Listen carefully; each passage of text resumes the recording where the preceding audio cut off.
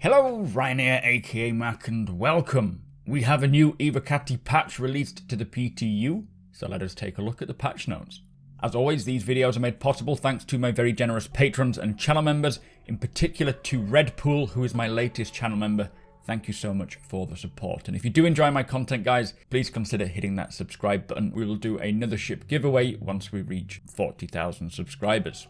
So before we get to the patch notes, it has been mentioned that certain content creators have received emails regarding a potential Wave 1 release this week. Now, although this could be true and CIG may be aiming to open up testing to Wave 1 by the end of the week, so concierge and subscribers, it doesn't mean that it's set in stone. It is heavily dependable on how well the Evo patch goes, and if it goes well, then maybe Friday or over the weekend we could see it released to Wave 1, but there is just no guarantees, unfortunately. I really hope so though, as I am so ready for 3.13, and of course any news we get on this, I will be sure to let you all know. With that said, let us get to the patch notes. So testing focus, there are no changes. It is the same testing focus as the previous patches.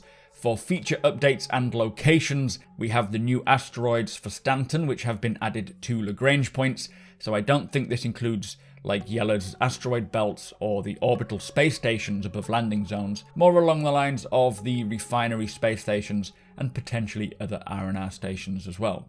For gameplay, they've performed a balance pass on passive mining modules, so the subcomponents. They've done a performance and polish pass on signed distance field shields, which is just the visual effects, I believe. They've updated the bounty missions to be more equally spread about the available mission locations. They've updated multiple missions to include more specific location information, which I'm happy to hear, hopefully giving us a bit more idea of where exactly we need to go so that we can plan it a bit better and get the suits and equipment we need.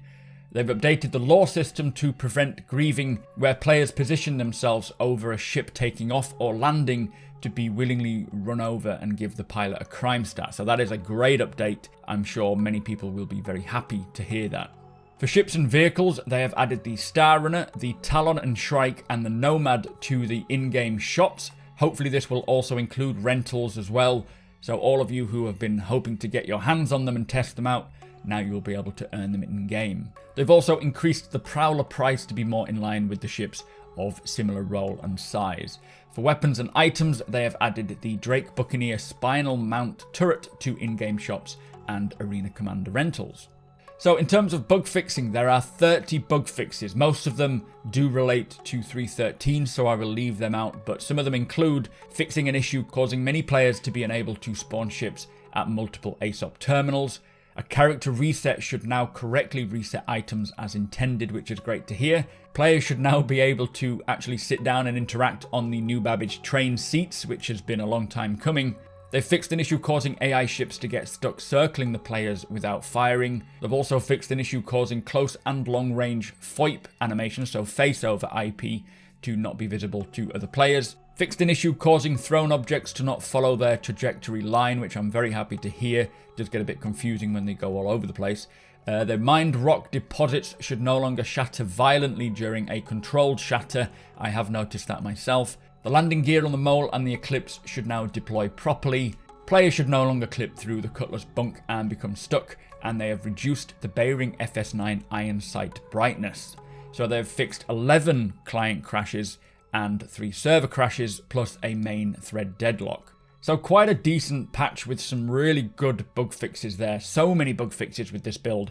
Let us hope that 3.13 hits a Wave 1 this week. I am so ready to get playing. Obviously, I will cover the whole patch and take a deeper look at everything individually. But with that said, as always, I will keep you all up to date with the patch releases. And if you do enjoy my content, please consider hitting that subscribe. Also, come and hang out over on twitch.tv/supermacbrothers where we will talk more about Star Citizen. And as soon as a Wave 1 drops, we will jump in and test and play and look at all the new features. If you would like to be notified when my videos go live, tick that notification bell, and if you could do the channel a big favor and hit that thumbs up, I would really appreciate it. Again, a massive thank you to my patrons and channel members. Cannot do these videos without you guys, so thank you so much.